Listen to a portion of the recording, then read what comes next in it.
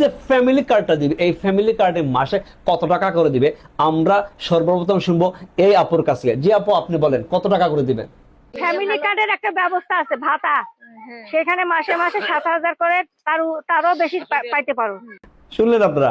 এখন আসেন আমরা আরেকজন লেতা সাহেবের কাছ থেকে শুনবো যে ফ্যামিলি কার্ডে কত টাকা করে মাসে দিবে।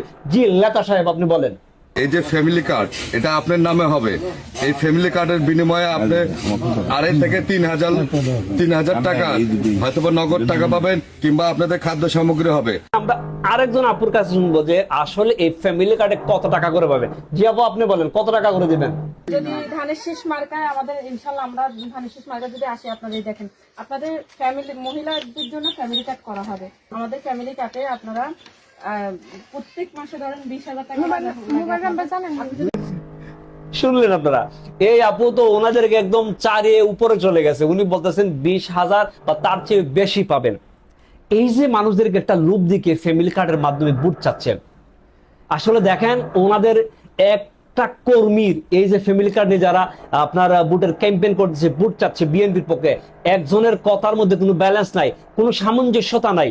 এক একজন এক এক রকম মানুষকে লুপ দিকে বুট চাচ্ছেন। সুতরাং যদি এদের কথার মধ্যে নয় ছয় হয়ে যায় তাহলে দৌড়া নিয়েন ভাই, এই ফ্যামিলি কার্ডের মাধ্যমে আপনারা কোনো অনুদান পাবেন না, কিচ্ছু পাবেন না। সুতরাং আগামী নির্বাচনে আপনাদের বিবেকটাকে কাজে লাগিয়ে আপনারা ভোট দিবেন।